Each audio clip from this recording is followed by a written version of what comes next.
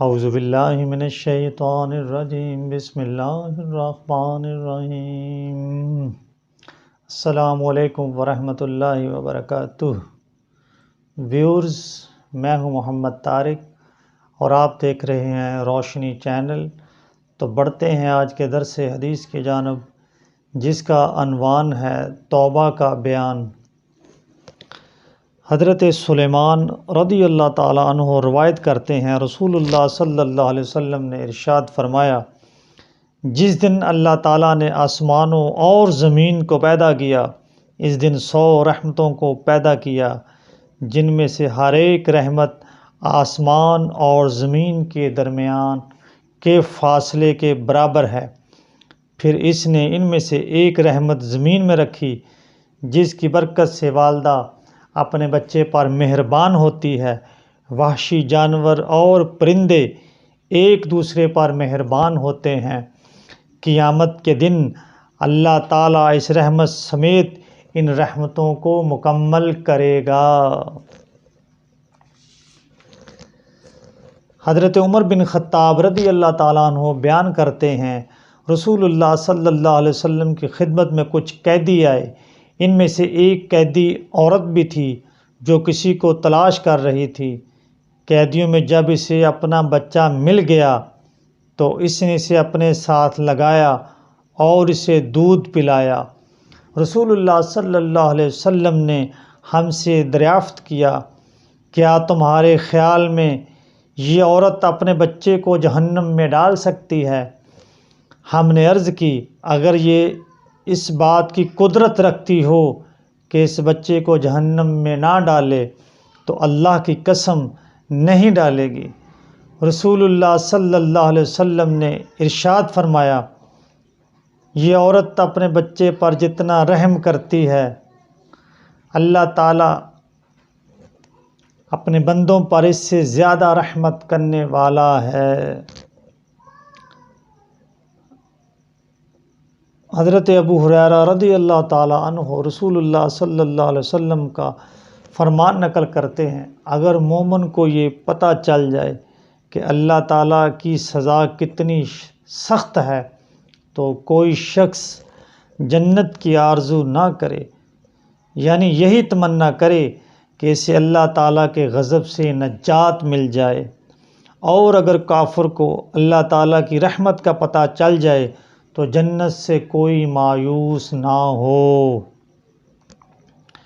حضرت ابو ہریرہ رضی اللہ تعالیٰ عنہ رسول اللہ صلی اللہ علیہ وسلم کا فرمان نقل کرتے ہیں کہ ایک شخص نے، جس نے کبھی کوئی نیکی نہیں کی تھی، مرتے وقت اس نے اپنے گھر والوں سے کہا، جب وہ مر جائے تو اسے جلا دینا اور اس کا نصف حصہ خشکی میں اڑا دینا اور نصف سمندر میں بہا دینا، کیونکہ اللہ کی قسم اگر اللہ تعالیٰ نے اسے تنگی کا شکار کیا تو اسے ایسا دردناک عذاب دے گا جو تمام جہانوں میں سے کسی ایک کو بھی نہیں دے گا۔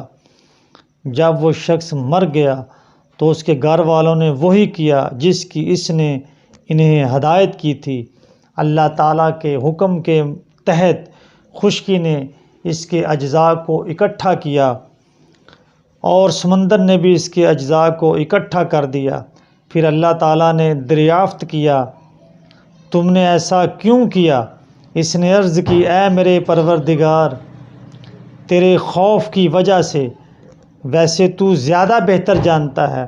رسول اللہ صلی اللہ علیہ وسلم فرماتے ہیں، اللہ تعالیٰ نے اسے بخش دیا۔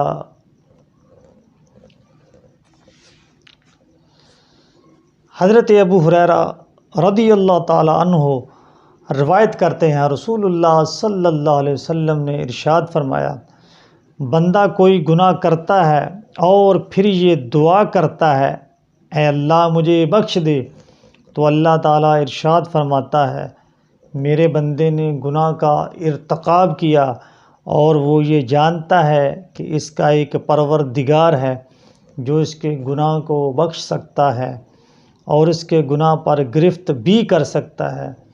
پھر وہ بندہ دوبارہ گناہ کرتا ہے اور دعا کرتا ہے، اے میرے پروردگار میرے گناہ کو بخش دے، تو اللہ تعالیٰ فرماتا ہے میرے بندے نے گناہ کا ارتکاب کیا ہے اور وہ یہ جانتا ہے کہ اس کا ایک پروردگار ہے جو اس کے گناہ کو بخش سکتا ہے اور اس کے گناہ پر گرفت بھی کر سکتا ہے۔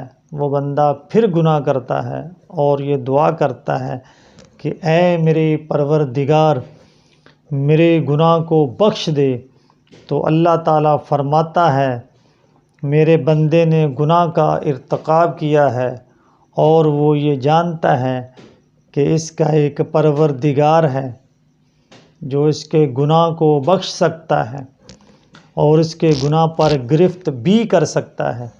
اے میرے بندے تم جو چاہے عمل کرو، میں نے تمہیں بخش دیا ہے۔ حضرت ابو موسیٰ رضی اللہ تعالیٰ عنہ روایت کرتے ہیں رسول اللہ صلی اللہ علیہ وسلم نے ارشاد فرمایا اللہ تعالیٰ رات کے وقت اپنا دست رحمت پھیلا دیتا ہے تاکہ دن میں غلطی کرنے والا توبہ کرے، اور دن میں اپنا دست رحمت پھیلا دیتا ہے تاکہ رات میں غلطی کرنے والا توبہ کر لے، اور ایسا اس وقت تک ہوتا رہے گا جب تک سورج مغرب کی جانب سے طلوع نہ ہو جائے۔ شاعر مشرق حکیم الامت علامہ محمد اقبال رحمۃ اللہ تعالیٰ علیہ فرماتے ہیں جو عالم ایجاد میں ہے صاحب ایجاد، ہر دور میں کرتا ہے طواف اس کا زمانہ، تقلید سے نکارا نہ کر اپنی خودی کو، کر اس کی حفاظت کے یہ گوہر ہے یگانہ۔ ویورز چینل کو سبسکرائب کریں، بیل آئیکن کو پریس کریں، لائک کریں تاکہ ہر نئی آنے والی ویڈیوز آپ کو مل سکے۔ صلی اللہ تعالیٰ علیہ وآلہ وسلم۔